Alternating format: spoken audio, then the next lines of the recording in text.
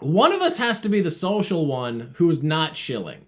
Like, there just has to be that counterbalance. One of us has to talk to people and then not try to sell them shit at the end so that there's goodwill, built up. No, yeah, you're the opener, and then I'm the closer who comes in, and Blake's there just like, hey, buddy, you want to buy me a drink? I'm not there if I can help it. Scottye, you know how in Glenberry Glen Ross it's the coffee's for closer? You haven't had coffee in months.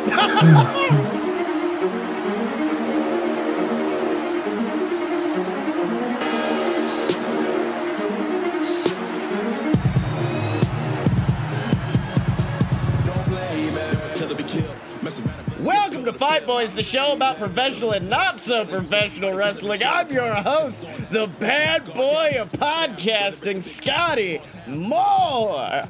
I'm Blake Tanner. Hey, Dylan, just talk. I'm still sweating from Fighter Fest. Not even from Fight for the Fallen, from Fighter Fest. There were enough nerds around me, it carried over a show. Now, that's why you had to take a little break. Yeah.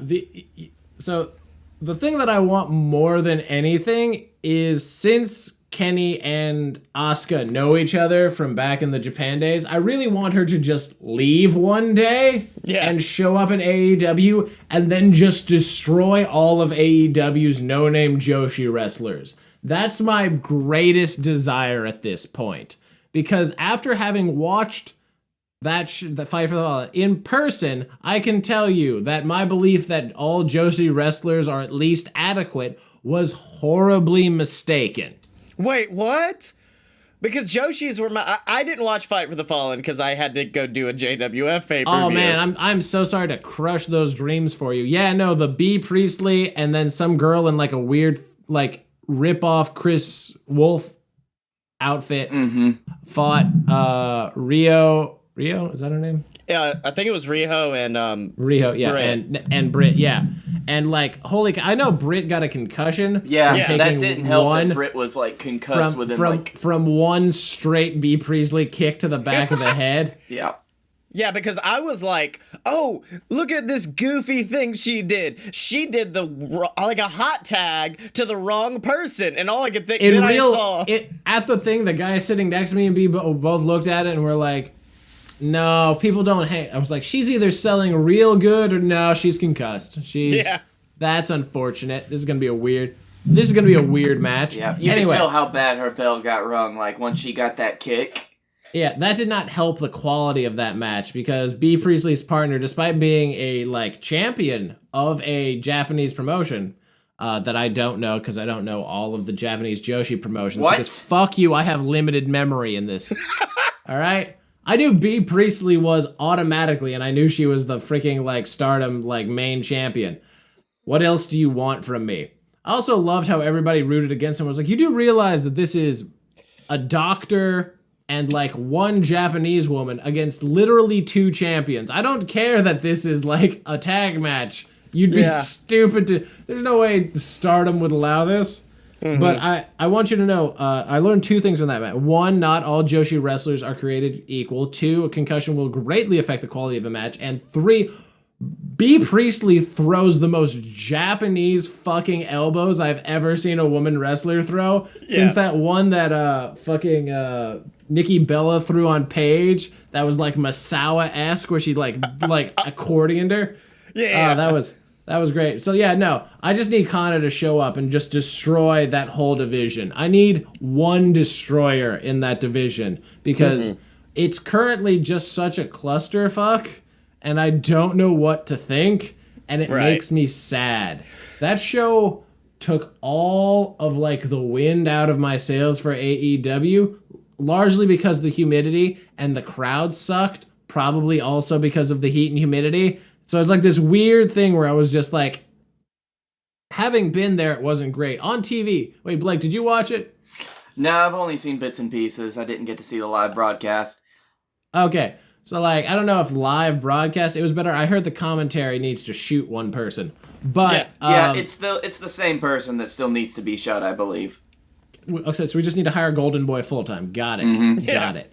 But yeah, having watched it, the only thing I could think the whole time was, A, this venue is terrible for this.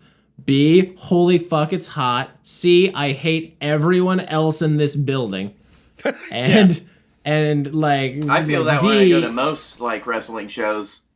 Yeah, AC, you would be amazed how much it helps. And like D was that the show quality just wasn't. Yeah. It wasn't as good. And I don't know if it was that I just wasn't in a wrestling mood. The crowd wasn't hot for the match. They were hot in general.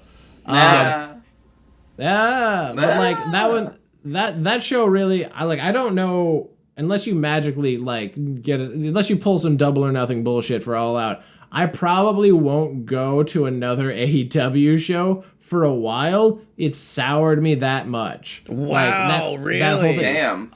Oh yeah, the whole thing. Not like the match quality or anything, just the live experience of that was so poor from being like in that venue that I really just don't want to see anyone that was in that building again for months. Now, I will say, from what I've read online, yes, you're right. It was probably the weakest of the 3 events they've run so far, 4 if you're counting All In. But it probably also had the best match a few people have said that AEW's ever done, which was Kenny versus Shima. Which I couldn't even be that hyped for because I was so hot and I was so literally tired that I couldn't. I knew that match was great the entire time. Like mentally, I was like, this is amazing. Shima did a fucking meteora off of part of the building onto Kenny on a table, and the table went full Japanese table and did not give. Nice. Like, it is the table. It is the table. Also, there's nothing greater than seeing Shima pull off a meteora in person. Like it's the greatest like physical spectacle to watch. Yeah. Because you're just like, there's no way this man could pull this off. He looks ancient by Jap. No, beautiful every time. It's a miracle. Yeah. Now going to WWE news, I think if you Can guys we not? look. Can we just forget that company exists? If you look except for the Yowie Wowie parts and the fact that Nakamura is now a champion. Out of nowhere. Let's slow down. Finn asked for time off, and they were like, "Who can we give this to?" Shinsuke was Intercontinental Champion in another company, right? Like, some other. Yeah, he'll be fine. It's like, so we could just use Shinsuke to write off Balor, right? It's no. Can we? I hate this because this exposes how little I watch WWE. Is Nakamura still wearing the one-piece jumpsuits? Oh yes, he is. He is fully doing that. Actually, I think when they were having that conversation, Vince just went and knocked on a closet, and I think Bray Wyatt just kind of fell out because he got locked in there for too long. Yowie wowie. Which I will give me some water, please. I will say, perfectly done fucking segment. Like, here's how you know a segment's good, is when the pictures give off the same vibe that being there live did. Because, like, it was insane to watch. Like, the lights go out, then the other lights go out, and then just Bray Wyatt's there, and they're flashing white and red over his face. And in his fantastic mask. Yeah, and speaking of, the fact you couldn't see the audience really added to it for some reason. Like, it almost looks like a house show or an empty arena, which was terrifying and done very, very well. I am incredibly surprised that he kept the same finisher. Yeah, I could see that. The only thing is, like, if he did something more... Well, I mean, it's not a bad finisher, and most moves in WWE all seem kind of the same amount of devastating, other than the skull-crushing finale. Well, my only thing with it now is that despite the fact that he ripped it off, Jay White does the same finisher and has, like, elevated it more just because, Japan. What's the I'm bad with move names, which is bad because I've done play-by-play commentary in the past. What's the move where it's similar to a Sister Abigail, except instead of the arm going over the front, they go around and it's like a whirlwind DDT, basically. Do you know what I'm talking about? Like, bent over the knee, grab by the back of the head, and then immediately flip around and do a DDT. It looks like I know what you're talking about. Yeah, so that would have added like that extra bit. It's like Moxley going from Dirty Deeds to the Death Rider. It's just that extra little bit. Also, speaking of Bray Wyatt, Blake, this is more of a question for the YouTube viewers.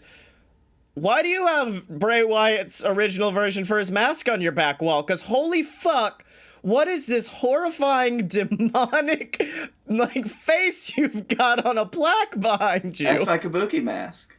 It is. They are, and you can learn about it all. You can learn all about it and its backstory on a load of BS. Now, back to wrestling. Actually, no. Back to Fight for the Fallen. So you want to know how? Here. I can tell you the entire. Let me just. Because Scottye does this every once in a while. I want to tell you the whole story of my experience with this bullshit. Okay. Well, real quick, I'm just going to change the show notes for segment 1 to say Dylan gets to vent about the bad time he had. Yeah. Also, I will say my favorite part of the show notes was my first one was, Bray's back! And then the second note is, Brock's back. No. So, yeah. Not even 100 days. Not even 100 days. We didn't even crack it. He was 2 away. He just had to make it to next Raw. Couldn't do it. Couldn't do it. And also... Did you see the wonderful statistic of how many days Brock Lesnar has held that title? It's over 600, didn't you say that? It's 662 today. Do you want to know how many everybody else has combined held it for? 432. Which I believe was the exact amount of time CM Punk held the title as well. So... Okay. Yeah, just combined.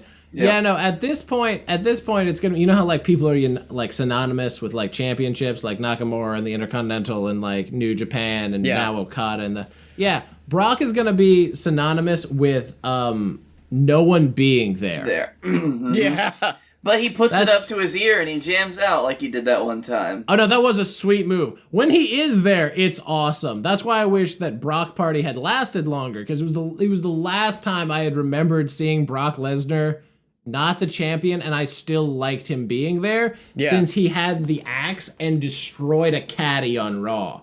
That was the last time I was just like, oh, Brock Lesnar's here. Thank you, Jesus. It's too expensive to throw a Brock Party every night, though. You know, you got to get all the stuff there. You got to bring him in. Yeah. Millions of dollars every night. 5 million ham hocks. You got to feed him. And apparently, despite Bray coming back, the Raw audience, very much like the Fight for the Fallen audience, turned very quickly on that show to a point where...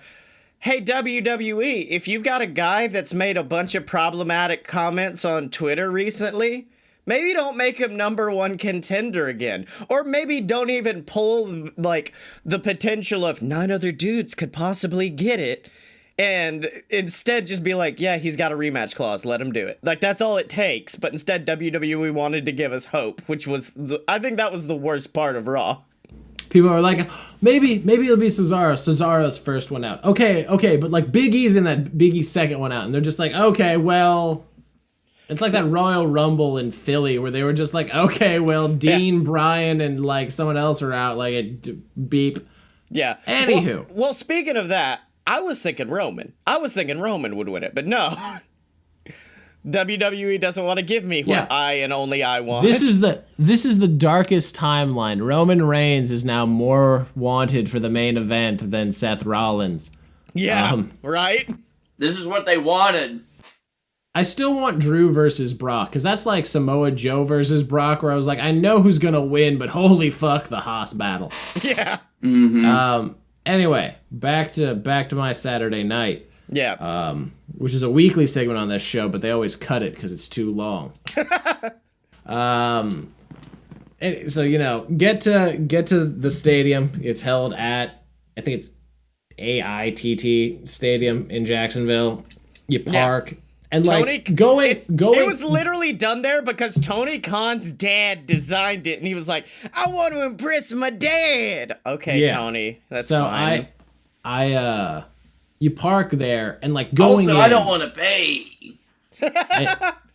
Going in there and parking, I knew this was the exit was going to be a clusterfuck from the beginning because A, none of the parking is labeled. Yeah.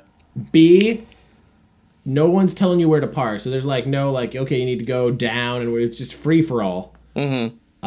And like C, it's a bunch of wrestling fans. Those are the three things. I'm going to be using A, B, and C a lot. It comes up. Anyway, you stand in the heat for a while. Yeah. And then you get into the building, which is also in the heat, except it's more shaded. I didn't try to go to the merch stand or anything. I just like sat down. Yeah.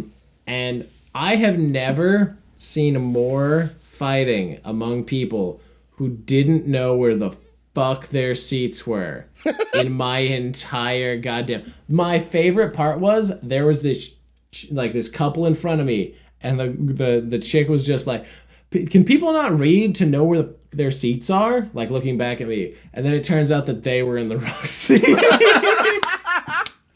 Oh, the irony was so thick I wanted to put it on pancakes. Yeah. Now, anyway, so you get there, all this stuff happens. Eventually, they play this weird thing where like some dude from the Jaguars is sitting and having a table discussion with Britt Baker. Oh yeah, and Adam Page, except they're in full gear and he's in sweatpants, and that's real weird. And I tuned that out and just read shit on my phone. And then Peter Avalon shows up in his robe, and then people hate reading all of a sudden. It's just really depressing. And then he has a match. Oh, so the worst part about that match was like, so Peter Avalon came out, and I was like, okay, well, this is not great because people hate this gimmick. And then how was the go away heat? How was it?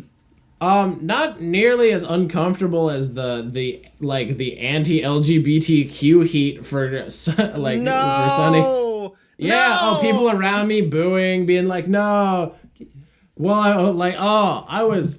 Oh, you were in the cornet section. That's right. That was the problem. Mm-hmm. The whole crowd was the cornet section, okay? Well, half of it was. It was interspersed. There were a lot of people cheering because that was a fantastic entrance. I was just coming out with the Jaguar cheerleader and the mascot and just doing the dance. And I was just like, that's fucking brilliant. And then people reacting poorly. I was like, you fucking like toxic masculinity pieces of shit. This is amazing.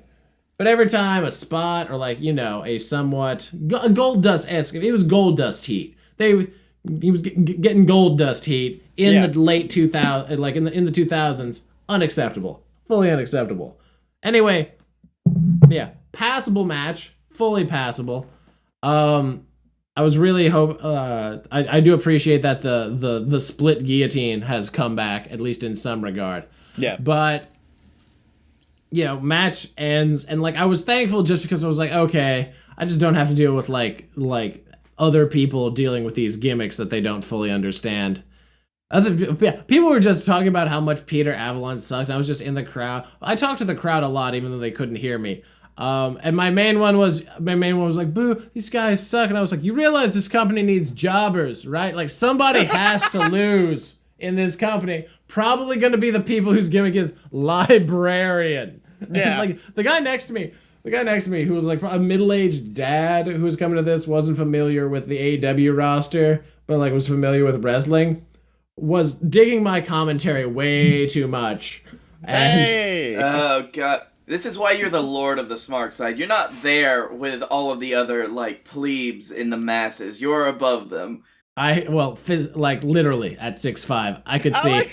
I like to think Dylan's the Darth Vader of the smart side, which is like, they're all like, yeah, Dylan, he supports us, and then at the very end he takes off his mask and is like, fuck all of you idiots. Well, you mean how he towers over everyone like they're children, and they all come up to him and say, Master Dylan, help, there's too many of them. Then there was that tag match that I already shit on. It had good points, but like the guy next to me just hated Britt Baker so much. He's like, I just don't like her. Like it's just, and I fear he felt like a douche once he found out that she had a concussion. But I'm pretty sure he just doesn't like the whole gimmick, which is fair. Yeah. You turn to him and you're just like, look, she's been through a tough time. Her boyfriend just died. That was like a year. That was years ago. She's had time to get over it. Yeah, she's had time to get over it. Her finisher is the same as his. It's okay. But yeah, that match happens. You get to the main card, and like the main card it's pretty good. like, you know, there's several matches, some of which I don't remember fully at all. I remember the back half of the card a lot more, which says a lot. I think I started really paying attention and start being memorable at the triple threat tag match. Yeah. Because I remember being there and heckling the crowd for not appreciating the Dark Order. Oh, they're so good. They're so good. I was heckling the people heckling them. Like I knew they couldn't hear me, but you know the Hannibal Buress was like, "Why are you booing?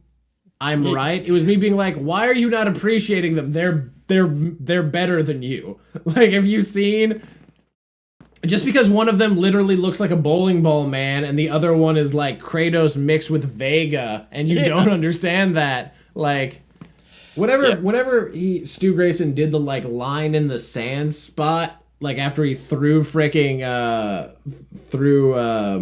my god, how can I not remember and Helico's partner? How can I not remember?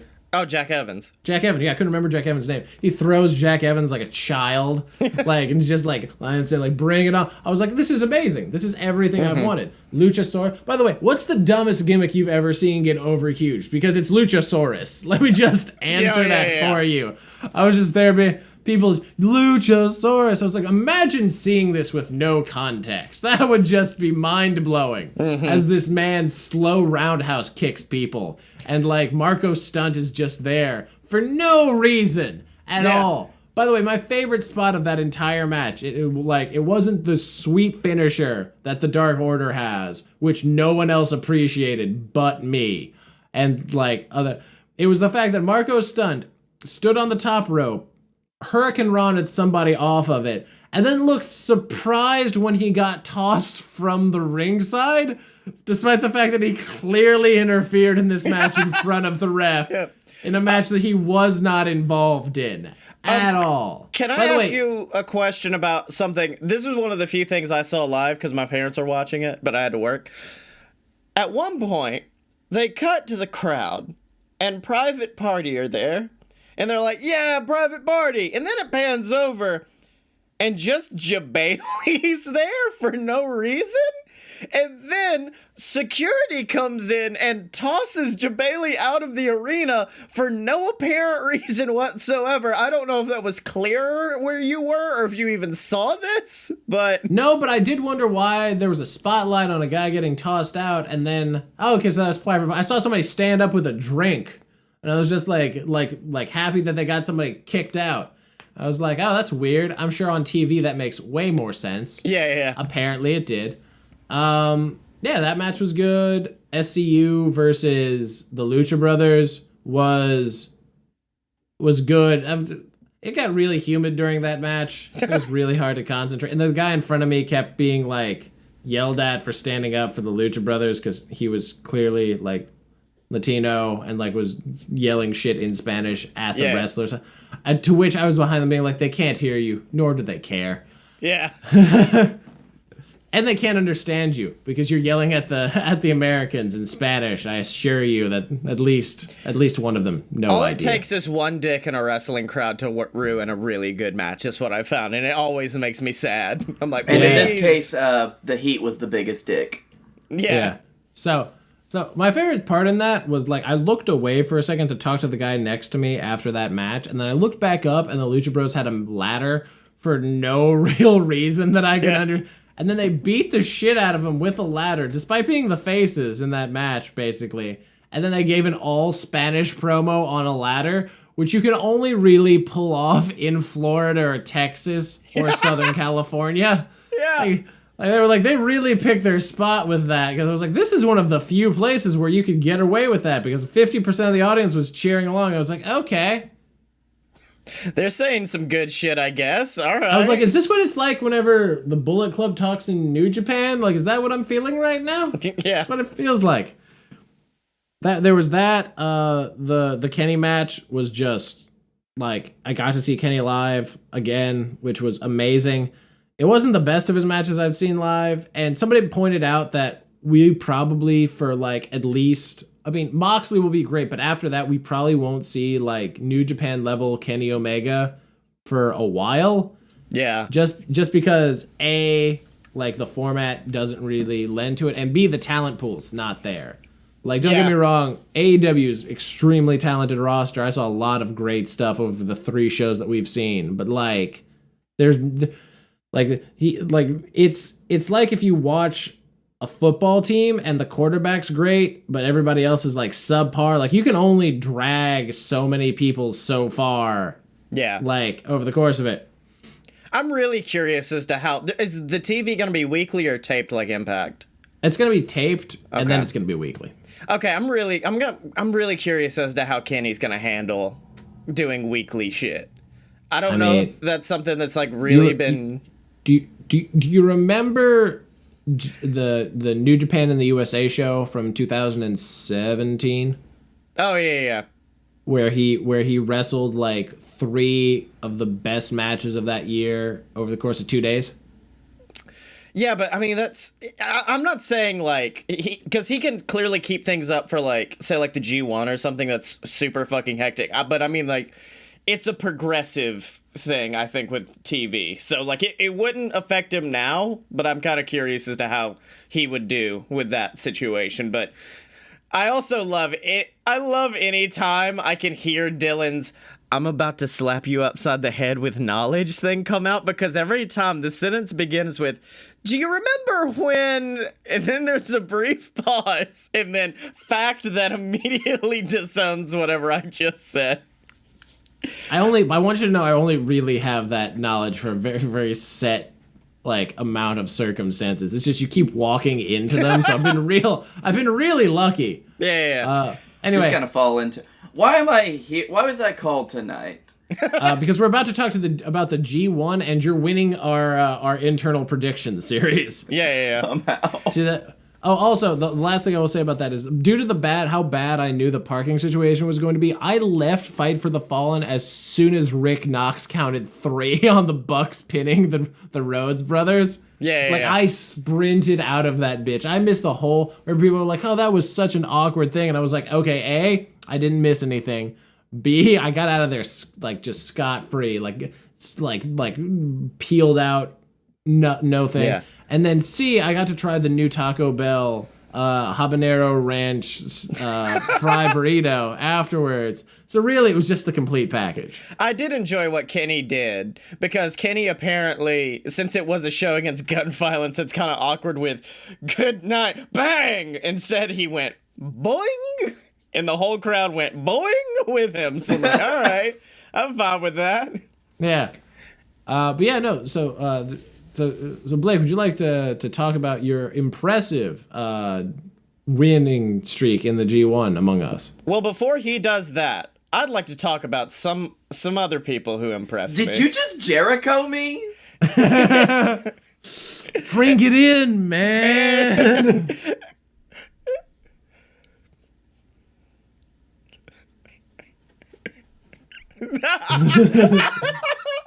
It's not Father's Day. What are you talking about? It sounds like Dylan had a hard time at Fight for the Fallen. If you want a hard time, BlueChew.com. Oh, no, patreon.com/ALittleBS is the website where you can support the Fight Boys, and you can help us out. You can keep giving us money so I could go to the next show and make Dylan's time so much better.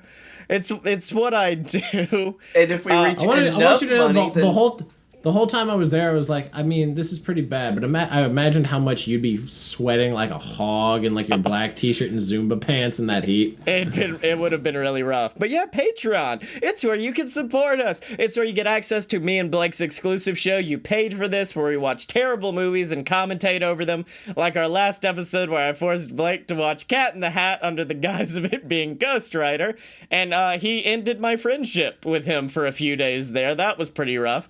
And also, you get access to our Discord, where every single time we go live on Twitch, you get a notification that lets you know when to come and watch. And then also, you get shouted out on the show of your choice every single week, like the Patreon saint of Fight Boys, that motherfucker Ghazi, who recently proclaimed himself to be our fucking champion of Patreon. So you guys have to beat Ghazi. And you can by donating at patreon.com/a load of BS.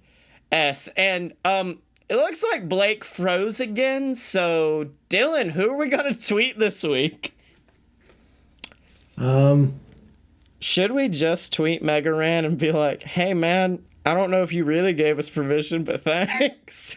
No. There's other people. There's other people we can tweet at. Have we tweeted at Shima? No, oh my god. So at Shima, really, I just want to ask him when he's gonna bring his Shaolin monk invasion to AEW, because like that's the main thing I'm looking. Whenever like we're partnering with OWE and they showed all those guys and like they didn't show up at any of the shows so far this year, I can't explain my disappointment. Yeah.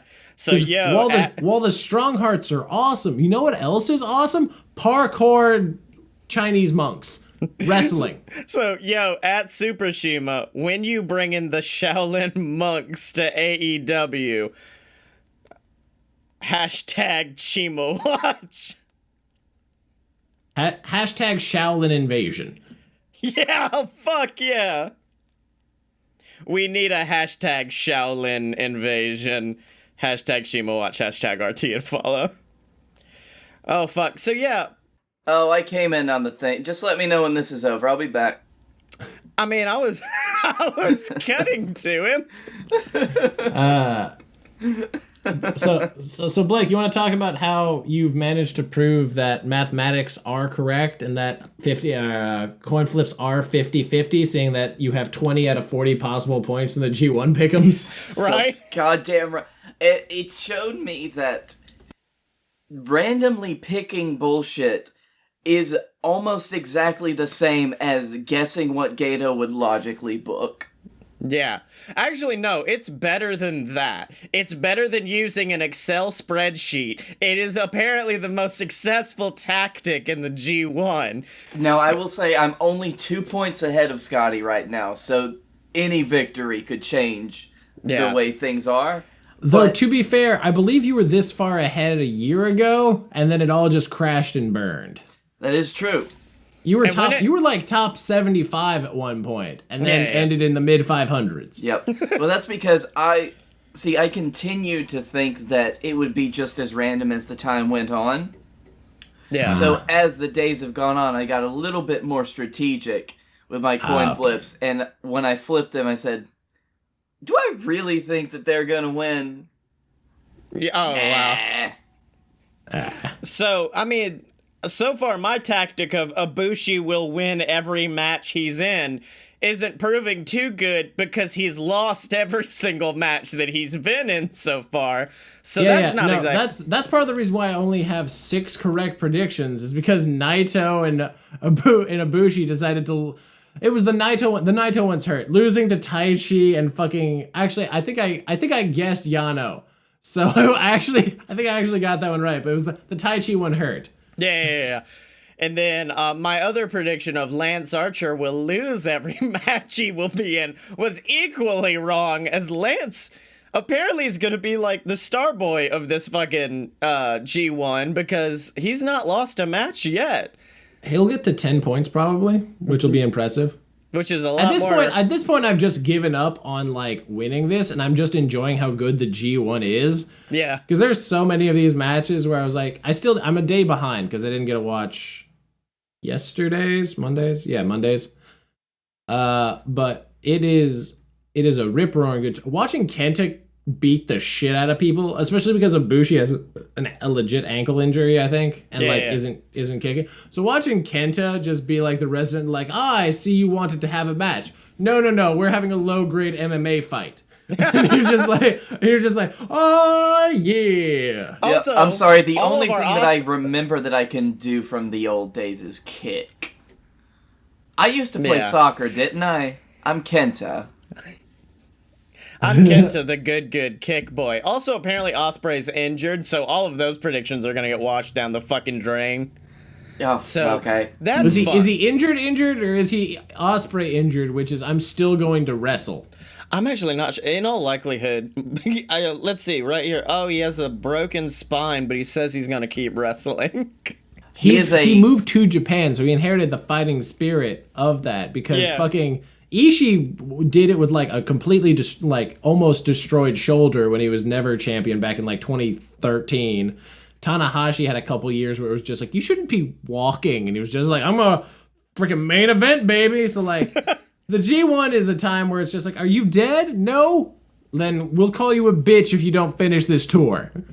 So it's looking like okay, he's gonna be hopefully coming back the 18th. It was just like a minor neck injury, which means that he probably doesn't have a neck anymore.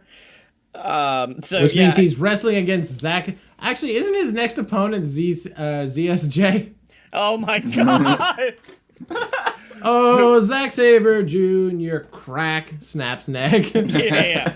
But now I want to ask you guys, and I feel like I already know Dylan's. What are your heels and faces of the week, gentlemen? I mean, I wrote them down, so I would hope that you know that looking at the notes. Oh, okay. I can see them. You did write them down. Wow, yeah. Someone other than me used the show notes. I genuinely thought your heel was just going to be Florida Heat at this point. No. My heel is Gedo for fucking going the extra mile to make this G1 especially unpredictable. Yeah. Like, because I watched the first 2 days, and normally you're just like, okay, well then, like, the ups. Nope, he's going the first, I don't even know how many. Like, I'm just like, I have no idea. Yeah. Literally the whole match through. Like, I wish I could do the G1 as a day-by-day pick'em. Oh, I feel like that'd be so much more like telling. Is be like, can I recognize the pattern that he's trying to like build, like as it's going, and just be like, nope, he zigged and I zagged. Man, he's got more zigs than Dolph Ziggler. He does. Now, my heel of the Dolph week. Dolph Ziggler lost in 30 seconds. He has no zigs left. No zigs. He ran out of zigs that night. He doesn't have any zigs left to give. But I will say my heel of the week was originally going to be, apparently someone brought a sign to, I don't know if it was Raw or Extreme Rules. It was Raw. That just said Darkwing Duck sucks. And Xavier Wood retweeted it, just being like, this man should be banned from every WWE show. Is this man Enzo Amore? Because he's banned. Until I watched the latest episode of DuckTales, which is the most Scottye sentence I've ever said, and on it, Darkwing Duck literally becomes a bad guy. So apparently in the DuckTales universe, Darkwing Duck does in fact suck. So my heel of the week instead is going to be Daniel Bryan, not for doing bad, well, I mean, I guess because he didn't follow up, because they did the whole thing where he was like, he cut literally probably the best promo I've heard in a while, where he was backstage and someone was like, how do you react to losing your titles? And he was like, I tried so hard to elevate this tag team division. But no, it didn't elevate them. It brought me down to a level of mediocrity. This is an unelevatable division. It's full of like, and he keeps going on, and he's like getting close to tears. And then at the end, he was like, I know what I must do. I know where I will go from here. And I'm like, oh, okay, cool. He's going to do something really awesome on SmackDown. Here's what he did on SmackDown. He pulled the Chris Jericho, I'm going to walk out, and then I'm not going to say nothing. And then I'm going to come back. And I'm going to walk out again. Still not going to say nothing. And I'm not going to say anything. I'm going to drop the mic and leave. And that was the moment I went, oh, this is what's happening. That's cool. That's Darkwing Duck! And then he came out, grabbed the microphone, and said, let's get dangerous. And he clotheslined Xavier Woods. Mm-hmm. That's it. Yeah, so I think the heel is Eric Bischoff for not following up on what could have been a very, very interesting part of SmackDown, and instead just made it a weird, kitschy segment that actually didn't play into his career that much.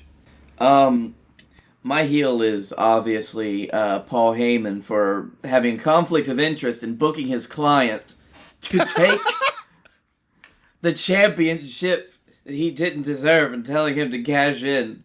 Yeah.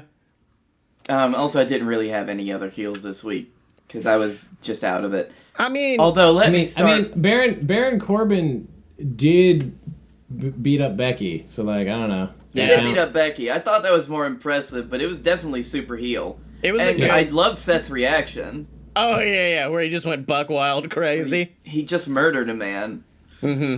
Local arsonist murders Applebee's manager. I like it says arsonist. Oh, man. I really wish you had tweeted it that night. That would have gone viral. Yeah. So baby faces of the week. Dylan, would you like to begin? We'll just go in the same round.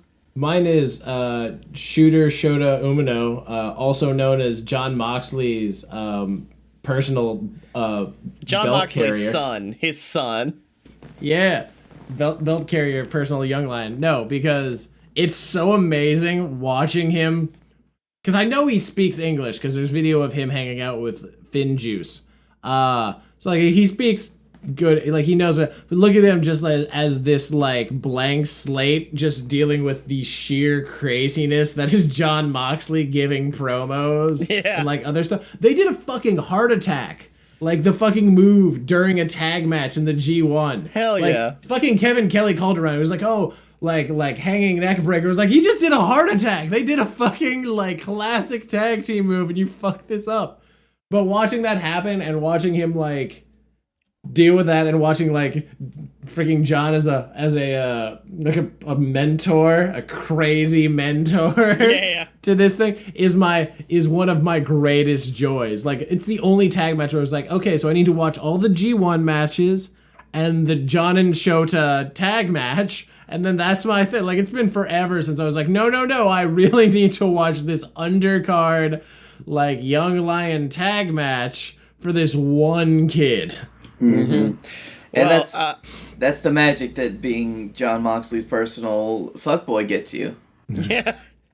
I've got 3 baby faces of the week, so I'll rush through the first 2 and then we'll talk about the third because it was very good when I found it. First one is Mega Ran because he might have given us our new theme song. It's going in the show. He liked the comment where I said I was stealing it, and so I consider that full approval to use it for our show.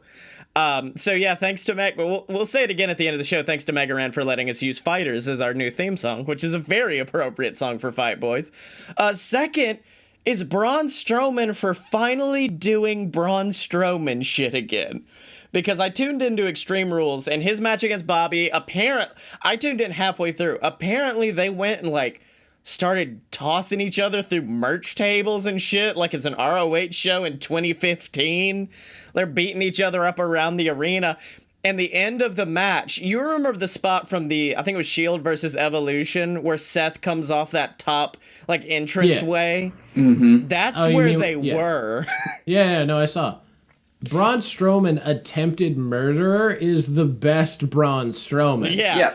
Because like, that's what he is. Yeah. But my favorite part of it was still the refs counting 1, 2, and I'm like, oh, so Braun's not gonna like crawl out of it. No, it's like because it's not like they went straight out like Frankenstein through a shitty wall in an old Universal film. Yeah. That's what happened. Just roar, like arms out like that. Yeah. Because it's not like they went straight to the ground. There was like the production cardboard boxes set up, and Braun just busts through it like the fucking Kool-Aid man. It's like, oh yeah! And then just screams at the crowd. And it was the first time in like 2 years I gave a legitimate shit about Braun Strowman, because holy fuck, it was so good. It's almost like they watered him down by booking him like shit. Yeah. And my final babyface of the week goes to Twitter user @Necropants. And I sent this to you guys earlier. And in the most Dylan move of all time, created a PowerPoint presentation to get one of his coworkers to watch the G1. But the coworker's name was Blake. So it took me a minute to be like, wait a minute.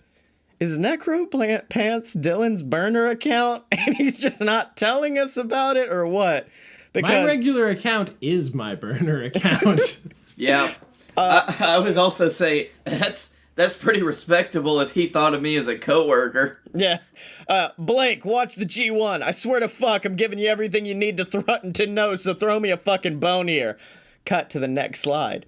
No, it's not like March Madness. Stop asking me that. 20 wrestlers are divided into 2 blocks of 10. Everyone in each block wrestles each other. Points are awarded based on match results. The guy with the most points in each block wrestle each other in the finals. The winner gets a fugly trophy, a flag, and the opportunity to main event Wrestle Kingdom, and also a table covered in Coors Light. And that was when I was like, oh, hell yes, this guy's giving me everything I need to know to be like, hell yeah, G1, yes, G1. Man, that table covered in Coors Light reminds me of why I love Zack Sabre Jr. Yeah. Because after the New Japan Cup, he was just like, what is it? Warm beer. It's like, I want you to know when I'm new IWGP champion, there'll be cold beer on these tables. And he walks off. And then at Wrestle Kingdom, he's like, no, I'm not dealing with this cold beer. He pulls out some gin and tonics that he's like, I bought these earlier today for this exact moment. Hands one to Taka Michinoku, cracks and is like, G&T time. They toast. I was like, thank you for giving me that memory. I had forgotten why I love ZSJ so much. He cuts his own version of that fucking Brock Lesnar UFC promo where he's just like, I'm not going to drink your warm, shitty Coors Light. I'm going to go home, drink a gin and tonic, and maybe lay on top of my wife for a few. So I'm gonna be vegan and talk about socialism with people. I'm gonna go home, drink a gin and tonic, and talk about socialism with my wife for a few. Oh, so Blakey T. You would amaze me if you told me that ZSJ was married. Yeah, Blakey T, you're the last one left. Who was your baby face? Who got over with you? Gonna leave my baby face. My baby face is all 3 of them together, because not only did they win, not only are all of them champions right now, not only do they have 3 collective belts between them, not only did they save my ass in the prediction series this week because I was behind by so much and now I'm only behind by 1. Yeah. It is the New Day. Yeah, I sent our predictions after Fight for the Fallen. I'm like, damn, Blake, you're behind by 3, homeboy. How you gonna make it up? Then the next day, the New Day came out and we're like, we got you, Blake Tanner, and started swiveling the hips. It's because I was part of their push to get to be their 2 millionth subscriber. Yeah. Not only did it start with Big E coming out and addressing the crowd and saying to everybody how much he could not wait for the New Day to touch the tips of their titles together. Yeah. Not only did not only did Xavier Woods come out and prove that while he is the best talker, he's also like a really good wrestler. Yeah. Which we forget. Yeah, it's easy to forget just how good he is. I remember after his actual like real match during Cena's US Open Challenge, like somebody posted when he wrestled in TNA, and I'm like, damn, he's good. Oh yeah. Out of the Woods is one of my favorite moves. It really is. It's one of the most bullshit wrestling ones. Like, how can I increase this clothesline? I know, I'll do a headstand flip. That'll do it. He's another one of those guys that you forget had been around for so long before he came to WWE, and then when you look, you're like, oh, shit, okay, that's cool, I guess.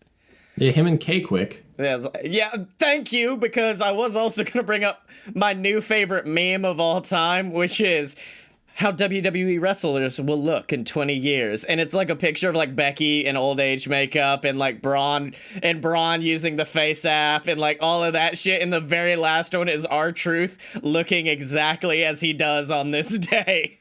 By the way, congratulations to 12-time European 24/7 champion. Yeah. R-Truth coming out and jumping on a man in his fucking briefs on his honeymoon. You mean jumping on a man, laying on a man before that man could lay on his wife? Yeah. Yeah. The disrespect. Also, the New Day, Kofi's champ, the New Day are champs. They can all touch those champ titles together, and like is anybody else real sad for Samoa Joe? Because Samoa Joe just like can't catch a break. Oh yeah, it was like, because like also tonight I was like, maybe they'll continue it, and like Blake said, he'll win it at SummerSlam. No, it's looking like it's either gonna be a fatal 4-way or Randy versus Kofi for the title. Yep. So And like, And if Randy doesn't win with the punt, fuck this entire feud. yeah, while screaming stupid. it was just, I don't want to get my hopes up anymore with Joe because I love him, but I've been just burned so many times with the way WWE books characters like him. Yeah. I mean, the minute that I saw New Day win the tag titles was the minute I went, poor Joe. Because there's no way he's going to be taking that title tonight. And not when they have the opportunity to touch them tips. Oh, yeah, that's funny. When I saw that the New Day had won, I was like, oh, yeah! You busted through some cardboard boxes like Braun, and we're like, oh, yeah! Yeah! Am I the Kool-Aid man? Or am I the Cat in the Hat? You decide. God, I fucking hate that movie. Go watch it with us. This summer, 2 men save the world. From who you ask? Everything invading robo-penises. This show is not about those 2 men. This show's just a load of BS. The show where Blake Tanner and Scottye Moore make up dumbass movies like that. We're your personal think tank. We're your 2 white guys, which fills the quota for a podcast, I think. And we're just gonna be here to have a good time and talk about sauerkraut. That's right, except no substitutes, ladies and gentlemen, because this is that pure, uncut BS. Good, uncut. So, boys, we've talked WWE, we've talked Fight for the Fallen, which it currently feels like I'm at Fight for the Fallen because I spent the whole show with my ring light off, forgot, turned it on, and now I am already sweating in my room. So, but I feel like we need to talk about the best pay-per-view of last weekend, which is, of course, JWF Excessive Force, which means we need to go over to Captain Tibbs and Silver Spoon for another episode of JWF Monday Night War. Welcome, ladies and gentlemen, to JWF Monday Night War. I'm your host, Silver Spoon, joined as always by my partner in crime, Captain Tibbs. Hey, Silves, I got a little bit excessive the other night. That's right, Tibbs, because I was celebrating. I took my boy out for drinks. We had a great time. That's all right, Tibbs, because we had one hell of a pay-per-view, JWF Excessive Force, where, of course, your boy, Chuck Tibbs, he had an excellent showing against Momoa Curry in a fatal 4-way for the JWF Championship. We saw Scott Moore defeat Guy Fieri in what was an absolutely devastating grudge match. I mean, the ring was covered in blood after. It was horrifying, Tibbs. But extremely excessive. We didn't even clean it after that. I felt we needed to keep it there for prosperity. That's right, and in the opening match, in a shocking display, Griffin Clouds of the VWO returned to assist his brother, the Hammerman, in defeating the demon he helped Honey. save the universe with the Hammerman when they defeated that demon, that evil, that honey pots. That's right, Tibbs, but right now, we need to focus on the next pay-per-view, Summerfest. It's the greatest shindig of the summer. And right now, I'd like to go to our ring because social media has been buzzing all day, Tibbs, because one of a legend in the JWF, Spider the Longhorn Lockhart, announced he was going to have a special message to give to the JWF universe, and he said that it was going to have Summerfest implications. What do you think he's going to say? Now you just hold the damn phone for a second. Spider Lockhart's gonna be here. That's right, he's walking out to the ring right now, posing to the Jesus crowd. Christ, no!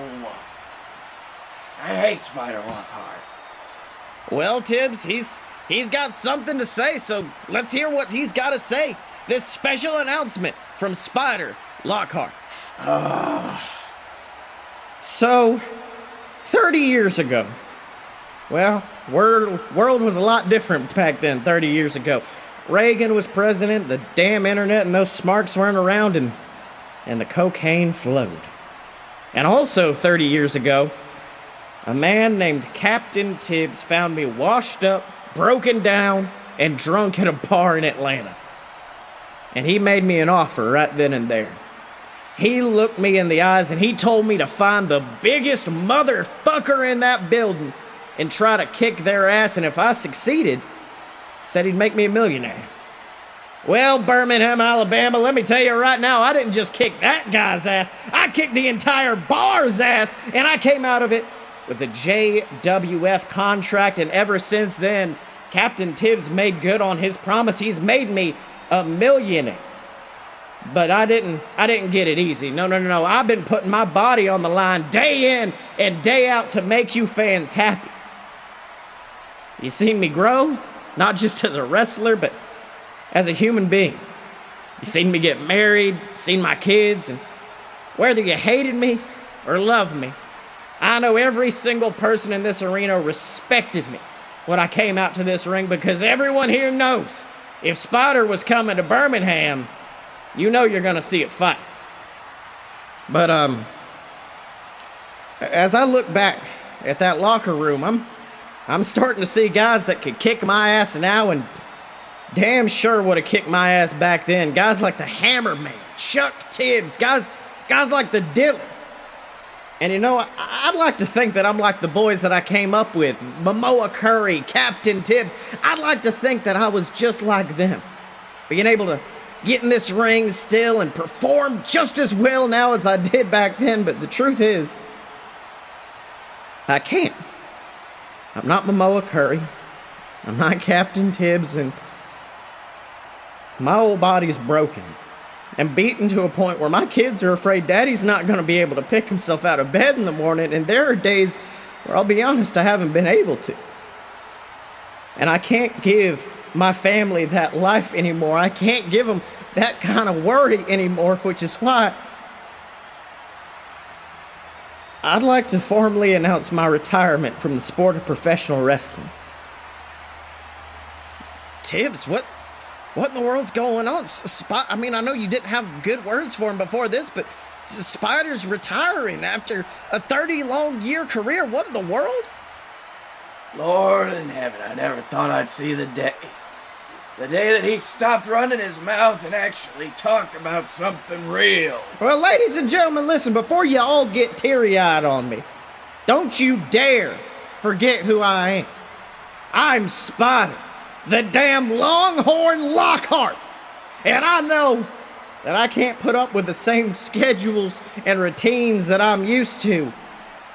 But I'll tell you right now, I'm as good once as I ever was, and that's why at Summerfest, I'm going to be competing in my final match against a man who's, well, he's earned my respect over the past few months. A man who's been my road dog as we traveled up and down the highways and byways of America. And a man who, well, I'll be honest, I'd call it a privilege to end my career facing. And that's this man.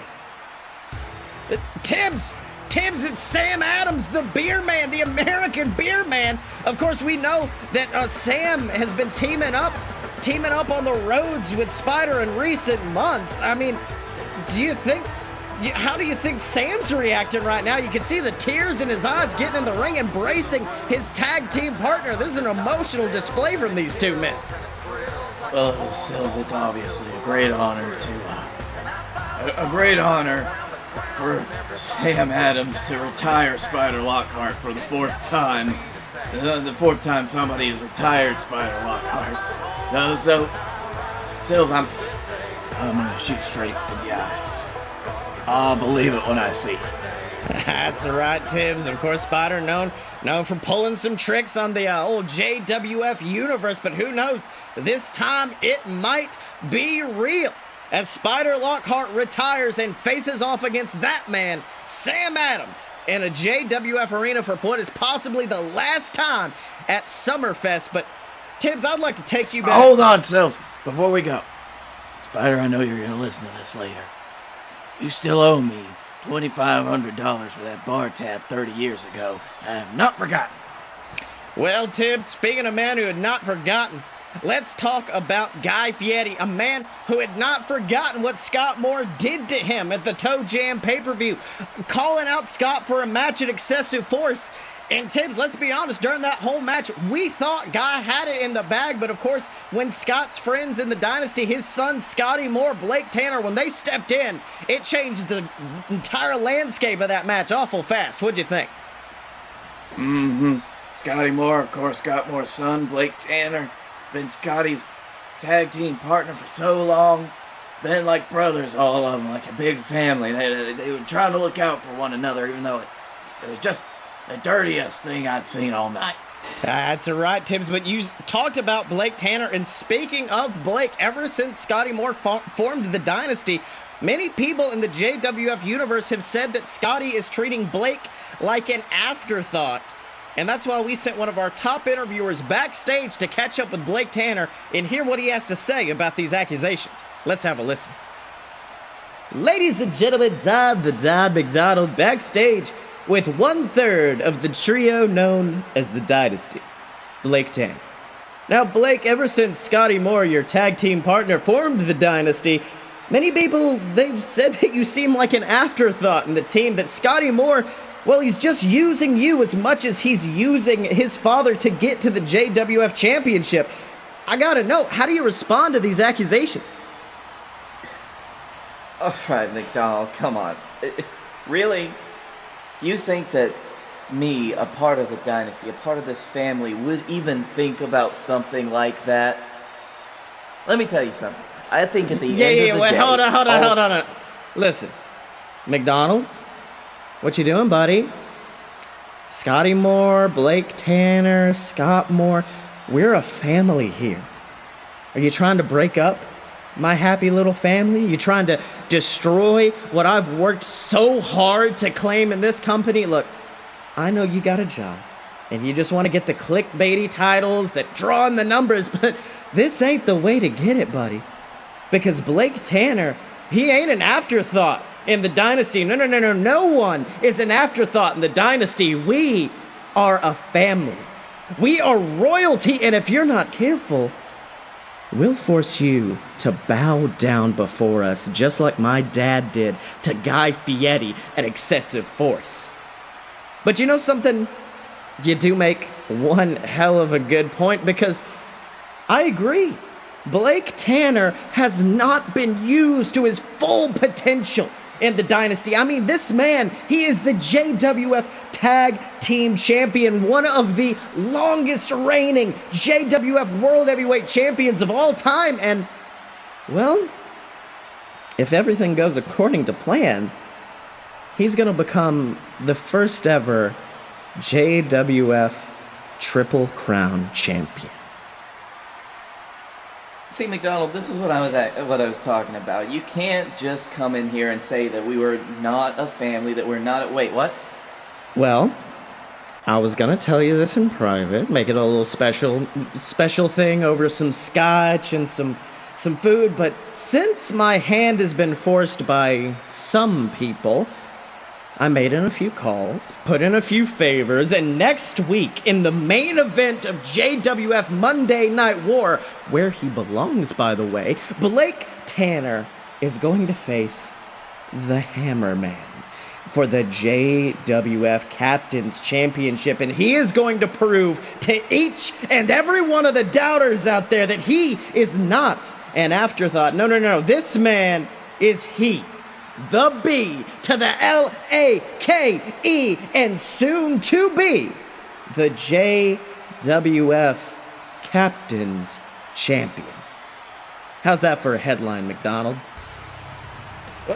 Tibbs, this is an amazing match we just got announced. Next week on JWF War, we are going to see the Hammerman face off against Blake Tanner. I mean, the Hammerman just had a grueling match against Honeypot. Do you think he's ready for it?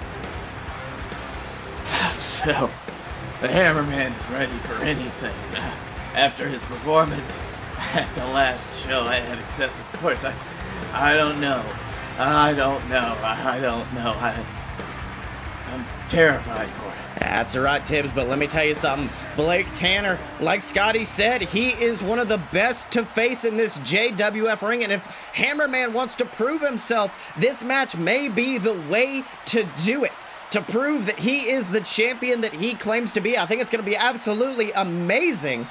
But of course, speaking of the Hammerman, let's talk about one of the Hammerman's former opponents, the man known as Momoa Curry, the JWF World Heavyweight Champion, who, of course, at Excessive Force, faced off against Felix Ball, the Dylan, against your son, Chuck Tibbs, in what was an absolutely brutal elimination-style fatal four-way match. And Tibbs, I'll be honest, there were times in that match where Momoa, he wasn't getting up as fast as he used to. He wasn't responding the way he used to. And I honestly thought for a second we were going to see the end of his reign right then and there. What did you think? Well, so this is exactly what Momoa wanted. I haven't seen him be that resilient in at least a dozen years. If you had put Momoa Curry 2 years ago in that match, he would have been one of the first 2 or 3 eliminated. He would not have made it to the final 2 even. I just don't see it. I just am amazed at how much progress he's made, how different he seems recently. That's right, but despite all that, you see him coming out to the ring right now. Said he had an announcement to make, and his ribs are taped up. You see that scar above his eyebrow stapled together. He had an absolutely brutal match, but he's still here, and he's got something to say, so let's go down to Momoa Curry.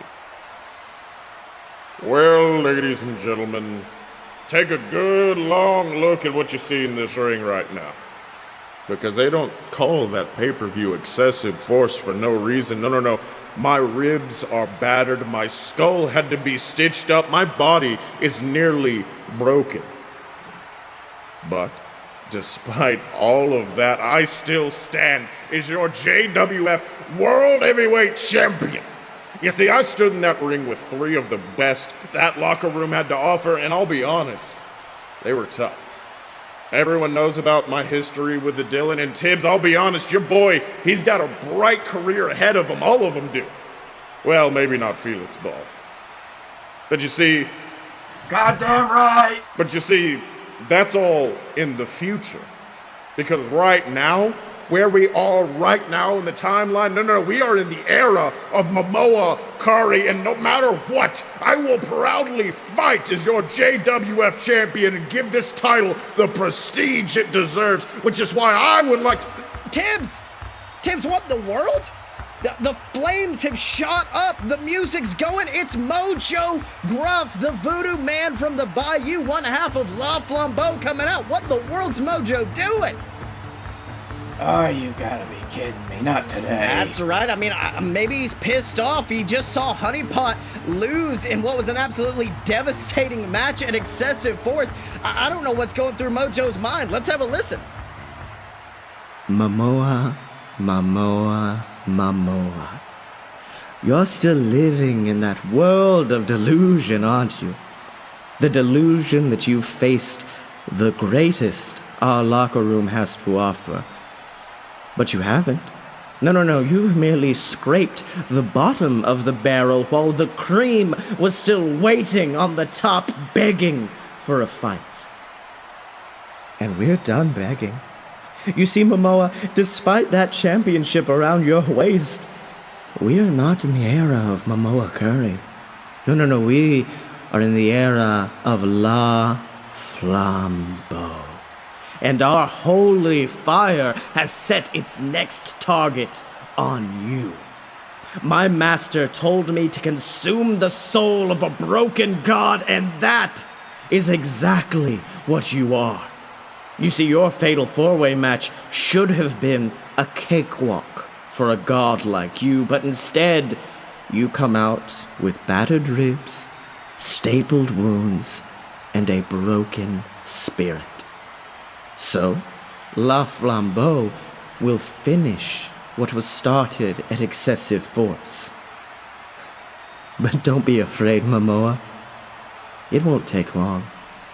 Oh my Tibbs, Momoa, he was just violently assaulted from behind by the demon, the beast honeypot. He's got that massive, what the world is it? It looks like a battering ram just beating the hell out of Momoa Curry. Look at the strength of the demon. No, I knew it was too good to be true. He's back.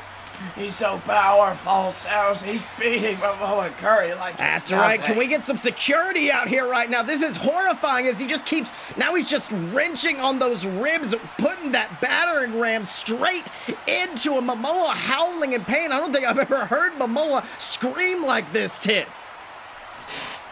I can't watch Sales. We gotta get somebody out here, but there's nobody who can Hold on, help. looks like a security team coming off. But oh my God, Mojo Gruff just beating away the entire security team as Honeypot continues to work over Momoa Curry, whose body is limp. It is beaten, and oh my God, Tibbs, he's picked up Momoa Curry.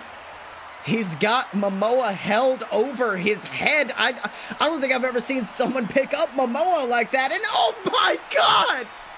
Just breaking the body of Momoa Curry across the knee. I think I heard a snap back here as his limp body just rolls to the ground. We need a medic out here right now. Momoa Curry might be dead. I can't believe what I'm seeing. Tibbs, this is horrifying to see in the ring. Mojo Gruff said that they were going to finish what was started at Excessive Force, and I thought they might have been a match. I thought they meant at Summerfest, but no, Momoa Curry is broken in half in the center of the ring, and Tibbs, I know we gotta end the show, but how? How after seeing something like that? Sills, I have to go. Plans need to be made. That's security of the human race. Their survival. We gotta do it. We gotta save That's them understandable, Tibbs, but for now, I guess everyone at home, I will see you next time for another episode of JWF Monday Night War. So, Blakey T, it's been one hell of an episode, an emotional episode of JWF Monday Night War, I gotta say. I never thought Spider Lockhart would ever retire. They said he'd die in the middle of the ring. He might still. Yeah, Sam Adams is a tough motherfucker. But what did you learn this week? I learned that you never underestimate 3 men that want to touch their tips. And I learned that you never underestimate the power of Florida Heat against the Dillon, because holy shit, I felt real sad. Because I'm still an AEW boy, but I mean, if it was that bad. Just give him some time. Let him cool off. Yeah. I mean, the minute he was like, I don't want to go to another AEW show, I'm like, bitch, I'm trying to get us in StarCast. Don't say shit like that. We're not going to just ignore it. It's like, we're going to turn you around now. We're going to turn you around. It's fine, big boy. We got it. So Dylan can be found on Twitter at Dick and Stormy. Blake, where can they find you? You can find me at Blake A. Tanner on the Twitter. You can find me at The Darkroom Video on YouTube. And also, Ghazi learned that Black and Cesaro have the best matches. That's right. Black and Cesaro is my favorite dish at the Olive Garden. It's very. How long is it before they turn into a tag team? Should be next week, I think. And of course, you can find me on Twitter at Scottye Moore, SCOTTYEMO. Buy all my books on Amazon, and I just set up a Fiverr account. So if you want like a custom stream layout made, if you do streams, if you want some voice acting done, I do basically everything. So make sure to do that. Of course. Oh, do you have something important to say, Blake? Wait, I think I need to interject. I think I need to say something about something that opens up and ends this. We've got a new one, and it is Fighters by Megaran. That's right, our intro and outro. Thank you to Megaran for not suing us yet. And, of course, remember to check out all the other shows online at aloadofpurebs.com, ladies and gentlemen. There's plenty of other shows. If you like me and Blake BS and back and forth, make sure to check out A Load of BS which is, of course, our flagship show that is just full of me and Blake being drunk assholes for an hour. So check that out. Remember to support the show. If you can't do it monetarily, we understand. Just subscribe to our YouTube channel. Check out all the other shows on there. Leave us a review on iTunes, or more importantly, come to the streams. Come hang out with us. Come chat with us. We love getting feedback from you guys. It's awesome. And as always, you can find us at aloadofpurebs.com. Step up to the merch table at merch.aloadofpurebs.com. Find us on Facebook. Donate to the Patreon. Subscribe on YouTube. And remember to follow us on Twitter at FightBoysShowshima. Because when you're a fight boy, you're a fight boy for life.